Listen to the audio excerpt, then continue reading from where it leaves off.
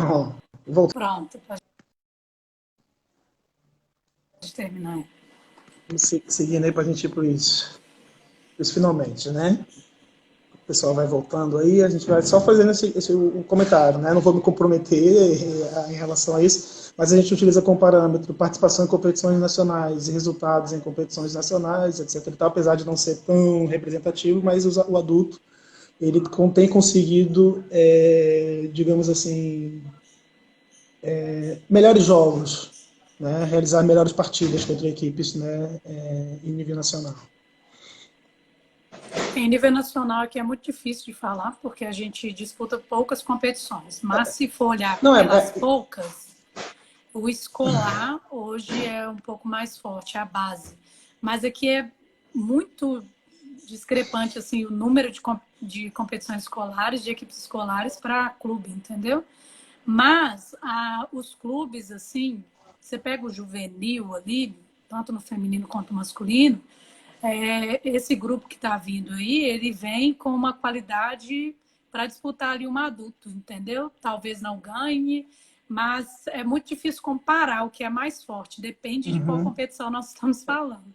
E se for por número de participantes, por qualidade de competição, o escolar base aí, muito mais forte. Agora, se for por qualidade de jogo, o adulto tem que ser mais forte, né? A gente espera. Então, assim, a gente espera que o adulto seja mais forte. Tem alguma pergunta aí que a gente perdeu, não, né? Não, teve uma que perguntou sobre relação ao quadro de árbitros.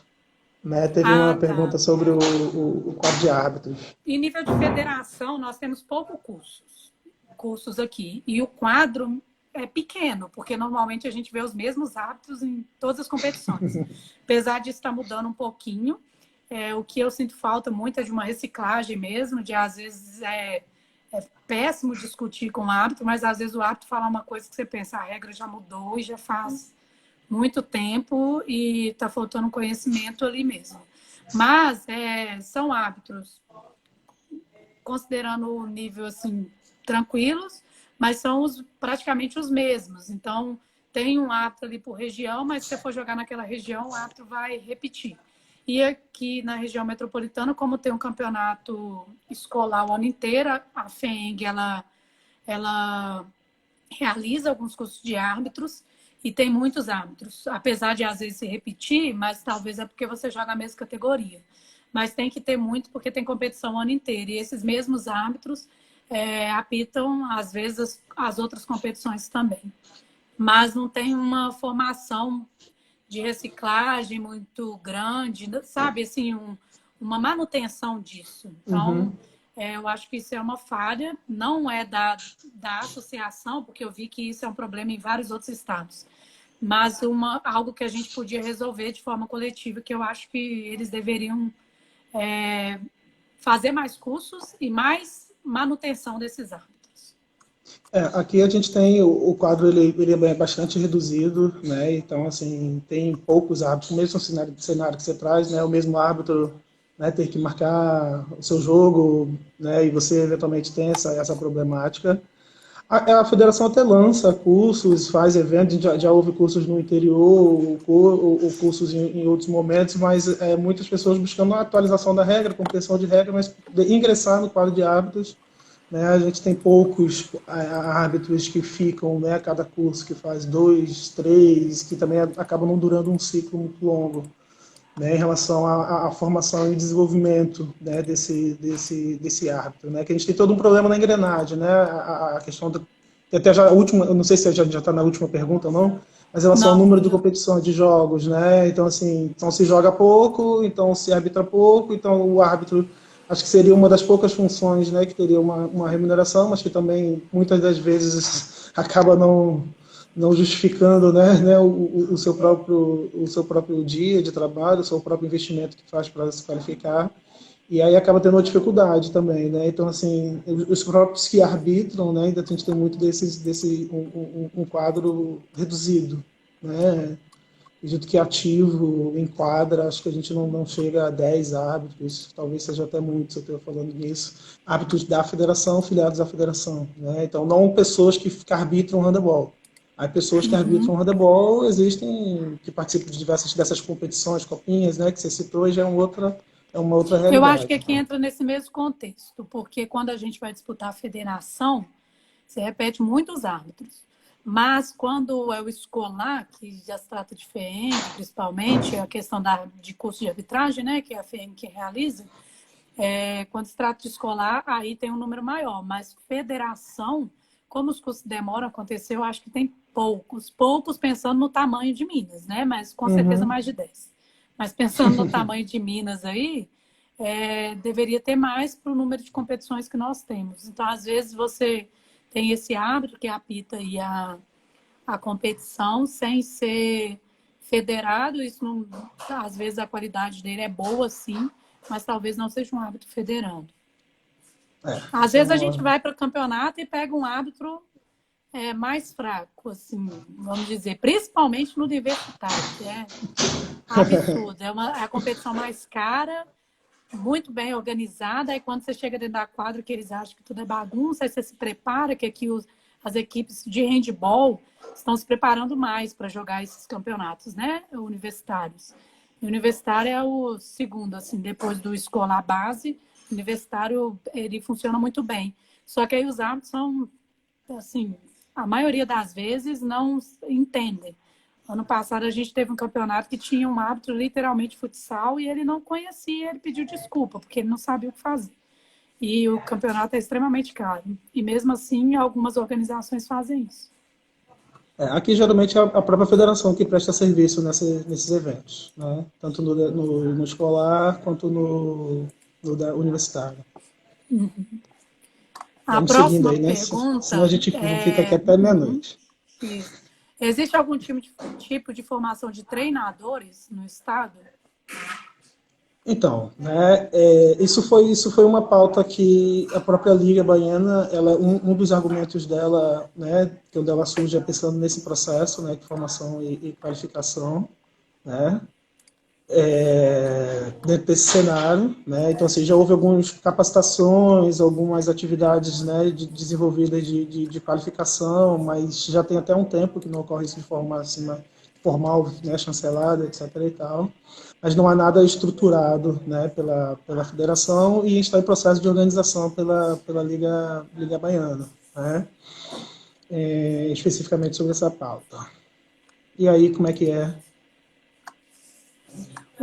Aqui, na verdade, curso é organizado direto pelas federações, não.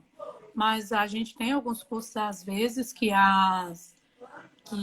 por exemplo, a Dali Rende organiza, algumas instituições tentam organizar, mas não é algo muito grande, além de faculdade, entendeu? Eu falo fora faculdade, né? Que nas faculdades tem, mas eu acho que nós somos carentes disso, teria que ter mais. É muito Aproveitar que difícil de Pablo Greco encontrar isso entrou aqui. aí na live. Aproveitar que o Aí, professor Pablo Greco em entrou aí nível na live aí, faculdade ó, tem. de Minas Gerais aí, para ver se a gente não já busca essa parceria aí para estar Mas fomentando nesse nível essa. faculdade a gente consegue, entendeu? Agora, quando se trata de uma organização do treinador específico do handball, nós não temos tantos cursos assim. É uma grande queixa, né? Em relação a isso aqui também. O problema que a gente tem. Como é a estrutura das equipes dos estados? Acho que a gente já pontou, né, sobre isso, né? Acho que a gente já acabou se atropelando ou não, poder dar mais Mas a dinâmica, né? estrutura física aqui eu posso Ah, dizer sim, que a estrutura aqui, pronto. Assim, eu vou citar vou partir de Salvador como um exemplo, né? Não é um exemplo bom que eu gostaria de dizer, né? Mas não existe um ginásio municipal. Então, o que nós temos em Salvador é um ginásio do Estado, e esse ginásio do Estado foi construído numa região que a gente poderia dizer assim, fora do centro, né? Então daí a gente já tem essa relação, né? Então os espaços e para realizar as competições vai depender de parcerias com escolas. Não nem são todas as escolas que têm o espaço 40 por 20 oficial, né? A gente tem algumas cidades do interior com essas medidas aqui, mas a gente acaba jogando muito em 36 e 38 metros, é comum quem até nos dera. jogos oficiais. né, jogar em quadras, né? Não, a gente acaba não tendo essa relação em relação ao espaço físico, né? Então, falando aqui do que eu conheço, eu não saberia lhe dizer ao longo do estado todo, né, em relação às condições, tamanho de quadra, infraestrutura, equipamentos, etc. e tal, né? Mas a partir dessa realidade a gente pode ver que existe um grande problema, né? Em relação ao interesse em fomentar e incentivar esse tipo de atividade, né? Então, assim, Salvador não é uma capital pequena, é uma capital representativa e ela tem um ginásio público, né? Estadual e não tem nenhum municipal. Né? Então, daí a gente já tem um grande problema que a gente tem para poder estar fazendo acontecer, para poder estar tendo jogos, está sempre dependendo, né, de solicitações, de autorizações, né? Aí tem os espaços que já estão começando a caminhar para não autorizar por causa da cola, aí a gente já começa a ter, né, os institutos federais, acaba sendo, né, um dos lugares onde a gente consegue, né, estar fomentando e realizando os jogos, né? Mas, em linhas gerais, esse é o cenário, né, que a gente tem aqui. Né? Então, assim, uma dificuldade ainda.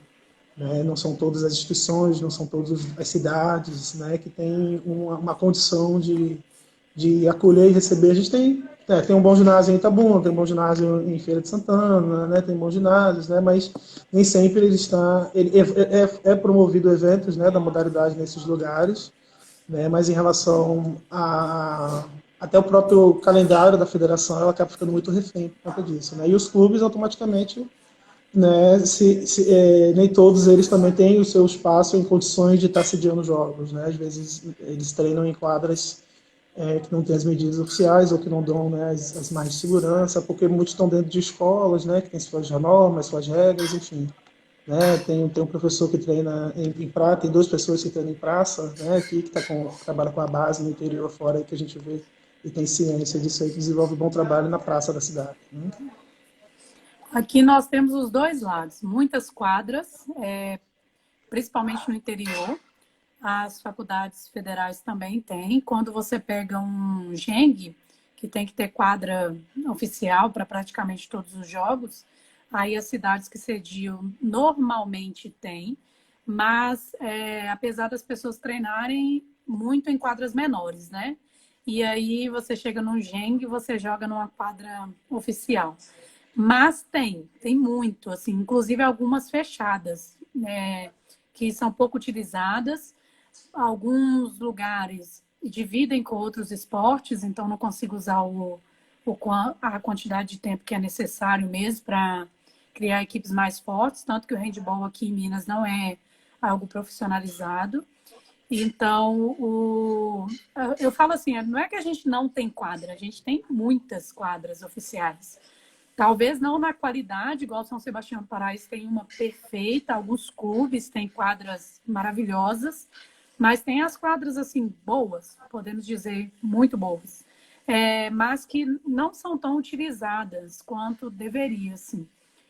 Não posso dizer para todo mundo em questão de treinamento, mas o que eu vejo na maior parte das situações pessoas treinando em quadras pequenas, mas quando a gente vai para a competição, sim, tem muitas quadras oficiais de boa qualidade para jogar. Isso tem. As copinhas acontecem em quadras normais.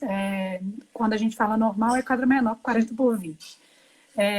E é isso, assim. Mas a estrutura de treinamento, estrutura física dos clubes, eu imagino, pelos clubes que eu conheço, todo mundo passa pelo mesmo aperto. Tem que se virar aí com o que tem e a gente sabe que precisaria de mais. Aí nossos atletas saem daqui e tem que vivenciar lá fora, tentando participar de uma equipe de uma estrutura completamente diferente do que ele é acostumado.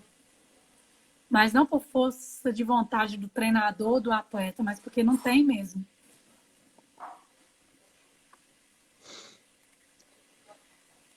Agora, Teve a uma última pergunta. questão. Sim. Diga a Porque a última que última teve uma questão pergunta. nossa, a gente já respondeu, que é escola versus clube. Né? Então, a Teve gente já uma pergunta respondeu. aí que acho que foi. Quer dizer, que pela pessoa que enviou, eu imagino que foi feito para você, porque eu conheço a pessoa. Deixa eu buscar aqui. Em relação a, acho que é mais basicamente assim, quem paga a conta, né, para vocês participarem dos eventos, né? Como é, cadê? Acho que já está Mas bastante ele está tempo aqui. falando do meu clube Aqui, ó, ou vocês do. têm problemática quanto a patrocínio ou custo de viagens, Em algumas né? Aí a gente situações, pode falar sim, do, e outras. assim, Porque eu sei, mas eu conheço algumas equipes assim que tem. Pensando em linha geral, sim, a maioria é o bolso atleta aí que eu Bolsa adorei. Atlética que foi citado aqui, A né? maioria, pensando em clube, a maioria é o bolso atleta. Mas muitas, igual a gente, Patinga, trabalha sim com bolsa atleta, porque nós temos a ABS, por exemplo, em mais de uma cidade. Aí algumas são bolsa atleta, outros têm patrocínio da Lei de Incentivo ao Esporte, bolso atleta, né? Outros, alguns têm a Lei de Incentivo ao Esporte, em alguns momentos a gente tem alguns patrocínios que ajudam a pagar essa competição, mas contexto geral de Minas Gerais, prefeitura ajudando, Lei de Incentivo ao Esporte, ou o Bolsa Atleta mesmo. Mas eu acredito que muitas equipes precisam ter o Bolsa Atleta. Nós também passamos muito por isso, apesar de no escolar, por exemplo, isso não acontecer. No nosso escolar, a gente tem a lei de incentivo ao esporte e não tem essa necessidade. Não há uma dificuldade financeira para a participação das competições. Certo. Aqui, dentro desse cenário, a gente já havia comentado, né, só para reforçar, né, que acaba ficando muito dependente dos envolvidos. Né? A estrutura, como você sinalizou, não é profissional, então, assim, aqueles que eventualmente, né, conseguem algo, aqueles que conseguem uma bolsa para estudar numa instituição privada, né, em troca de participar da equipe, né, mas não é uma realidade. Uma outra equipe consegue o transporte, o pagamento de algumas taxas, né, mas não é um padrão, né, de dizer que aí é muito comum você ver rifas, vaquinhas virtuais, Aqui né, também. pessoas na sinaleira fazendo, principalmente em cidades do interior, né, fazendo, né, esse movimento para poder estar levando os meninos a estar, né, participando de competições e estar mantendo, né, essa chama acesa aí no handebol. E aí acho que nesse perspectiva o interior ele consegue gerar um movimento interessante, né, de jovens praticantes, tanto que tem atletas de algumas cidades que não participam, eles acabam vindo jogar pelos clubes, né, mas não acabam não jogando por ela para poder, porque às vezes não tem condição de formar o clube, né, você só tem uma categoria. Aí você se aproxima de Uhum. um outro clube que não tem essa categoria e você consegue ainda dentro desse cenário tá tentando dirimir, né, um pouco os problemas que tá lidando com isso, né, mas de modo geral daquele cenário dos amados mesmo, né, daqueles que amam os amadores, né, que amam a dor e a delícia, né, de estar envolvido na prática do handebol, né. Aqui fechou as perguntas, mas alguém aí tem alguma questão, galera?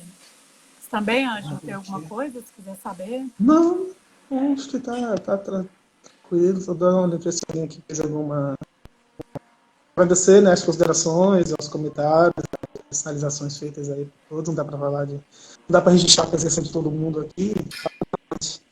Fica aí o apreço. Né? Entrou, né, para estar participando, para estar dialogando, para estar contribuindo. Né? É sempre bom a gente estar aproveitando, né, o início de alguma forma, né, que a gente está inserido dentro da pandemia, tentando buscar diminuir essas distâncias. Né? Então, talvez um dos grandes entraves, né, que a gente, porventura, a gente tinha à disposição, mas não tinha noção do potencial que é isso, né? Então, esse movimento, Sim, né, que, né, a gente está vivendo, né, de estar dialogando, de estar ouvindo pessoas,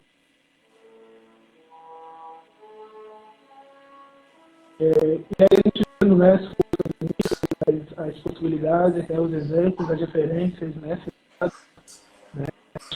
é uma oportunidade interessante, né, desse exercício da escuta, de partilha, e que eventualmente a gente pode estar criando novos laços, né, novas relações dentro dessa atividade, né, da compreensão da multiplicação nacional, daqueles que têm condições de fazer e são remunerados, os treinadores, os atletas, né, toda uma comissão técnica, né.